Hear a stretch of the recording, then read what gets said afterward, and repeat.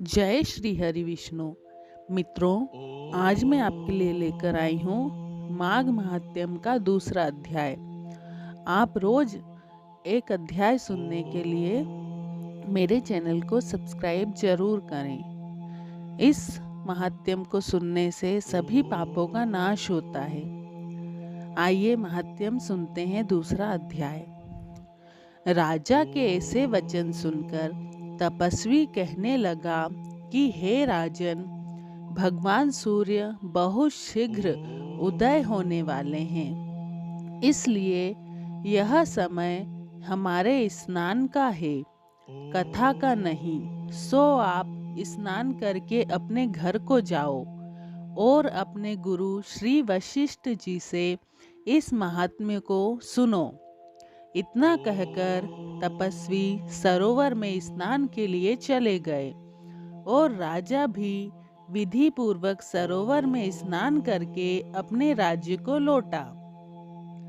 रनिवास में जाकर तपस्वी की सब कथा रानी को सुनाई। तब सूत जी कहने लगे कि महाराज, राजा ने अपने गुरु वशिष्ठ जी से क्या प्रश्न किया और उन्होंने क्या उत्तर दिया, सो कहिए। व्यास जी कहने लगे, हे सूत जी, राजा दिलीप ने रात्रि को सुख से सोकर प्रातः समय ही अपने गुरु वशिष्ठ जी के पास जाकर उनके चरण को छूकर प्रणाम करके तपस्वी के बताए हुए प्रश्नों को अति नम्रता से पूछा कि गुरुजी, आपने आचार, दंड, नीति, राज्य, धर्म तथा चारों वर्णों के चारों आश्रमों की क्रियाओं, दान और उनके विधान, यज्ञ और उनकी विधियां, व्रत, उनकी प्रतिष्ठा तथा भगवान विष्णु की आराधना अनेक प्रकार से तथा विस्तार पूर्वक मुझको बतलाई। अतः मैं आपसे माघ स्नान के महात्म्य का वर्णन सुनना चाहता हूँ। सो हे तपोधन, नियम पूर्वक इसकी विधि समझाइए। गुरु वशिष्ठ जी कहने लगे कि हे राजन, तुमने दोनों लोकों के कल्याणकारी, वनवासी तथा गृहस्थियों के अंतःकरण को पवित्र करने वाले माघ मास के स्नान का बहुत सुंदर प्रश्न पूछा है।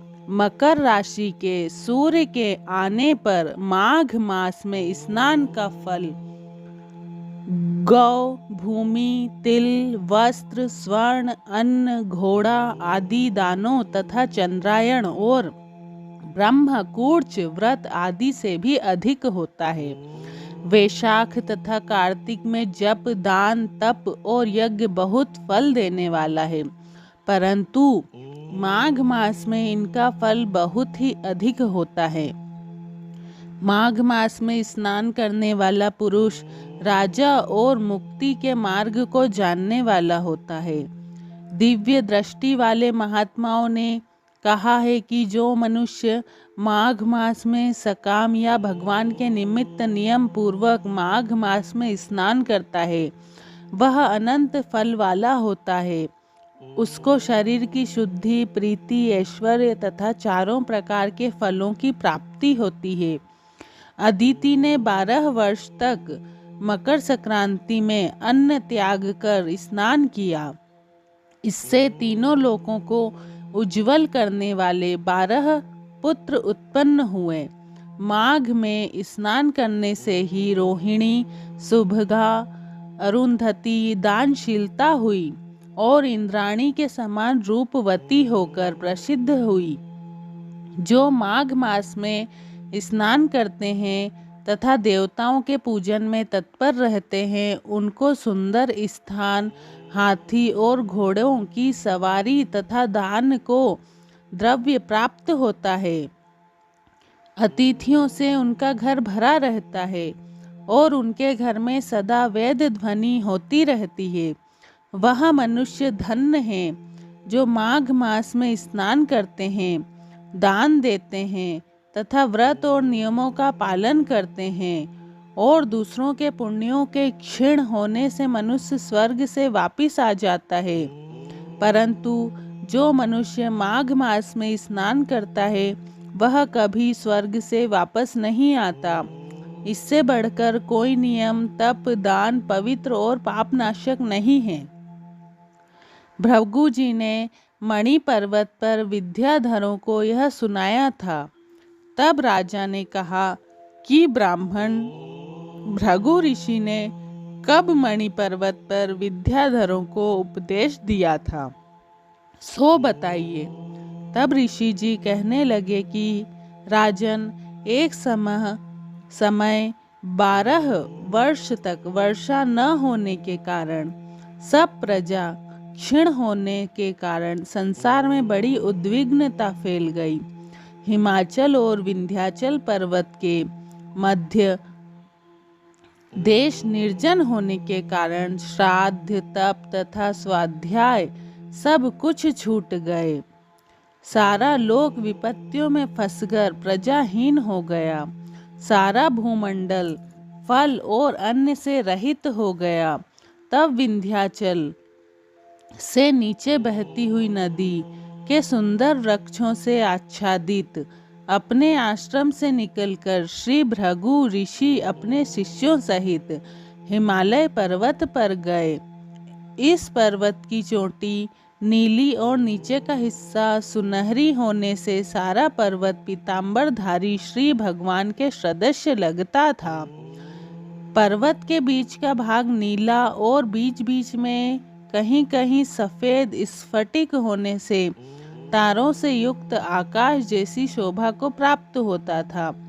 रात्रि के समय वह पर्वत दीपकों की तरह चमकती हुई दिव्य औषधियों से पूरित किसी महल की शोभा को प्राप्त होता था। वह पर्वत शिखाओं पर बांसुरी बजाती और सुंदर गीत गाती हुई किन्नरियों तथा केले के पत्तों की पताकाओं से अत्यंत शोभा को प्राप्त हो रहा था। यह पर्वत नीलम, पन्ना, पुखराज तथा इसकी चोटी से निकलती हुई रंग बिरंगी किरणों से इंद्रधनुष के समान प्रतीत होता था। स्वर्ण आदि सब धातुओं से तथा चमकते हुए रत्नों से चारों ओर फैली हुई अग्नि ज्वाला के समान शोभायमान था। इसकी कंदराओं में काम पीड़ित विद्याधरी अपने पतियों के साथ आकर रमण करती हैं और गुफाओं में ऐसे ऋषि मुनि जिन्होंने संसार के सब क्लेशों को जीत लिया है, रात दिन ब्रह्म का ध्यान करते हैं और कई एक हाथ में रुद्राक्ष की माला लिए हुए शिव की आराधना में लगे हुए हैं। पर्वत के नीचे भागों में जंगली हाथी अपने बच्चों के साथ खेल रहे हैं तथा कस्तूरी रंग वाले रंग बिरंगे मृगों के झुंड इधर उधर भाग रहे हैं। यह पर्वत सदा राजहंस तथा मोरों से भरा रहता है। इसी कारण इसको हेमकुंड कहते हैं। यहाँ पर सदैव ही देवता, गुह्याक और अप्सरा निवास करते हैं। इति श्री माघ महात्म्यम द्वितीय अध्याय समाप्त। मित्रों, आगे के अध्याय सुनने के लिए आप मेरी चैनल को प्लीज़ सब्सक्राइब और लाइक ज़रूर कीजिए। धन्यवाद। राधे राधे।